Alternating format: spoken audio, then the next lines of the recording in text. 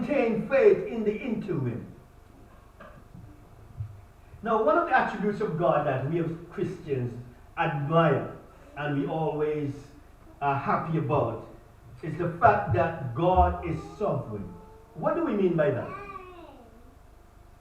And for those of us who have an appreciation of the sovereignty of God, life seems to take on a whole new perspective. And this understanding of God can boost our faith and sometimes trouble us. Now, when we say God is sovereign, consider God who is so powerful that he does what he wants, when he wants, with whom he wants, whenever he wants.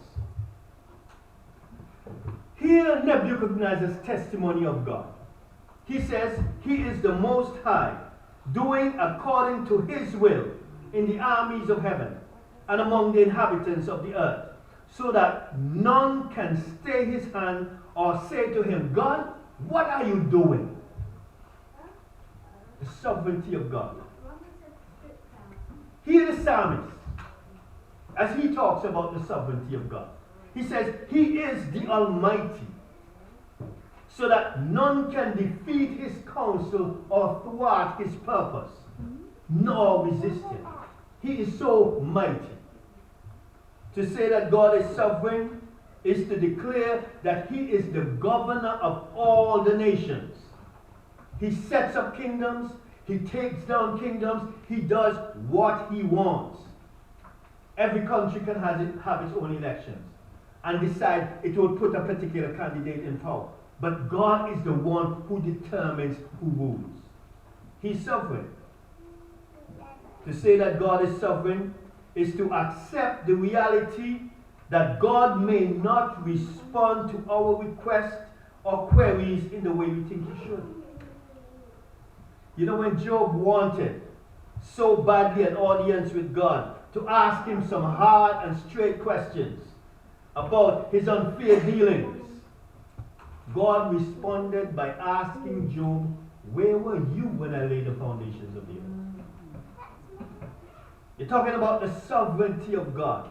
He does what he wants, when he wants, how he wants, and with whom he wants. Even Timothy is saying, to say God is sovereign is to say that he's the King of kings and Lord of lords. Such is the God of the Bible. And those of us who put our faith and confidence in him know that we have reasons to rejoice, because there is no God like our God. Am I right? Powerful, majestic, awesome. God who works in time and space, but is not limited by time and space because he dwells in eternity. And our rejoicing is taken to a whole new level when his sovereignty works in our favor. And it's most faith affirming when we pray and God answers.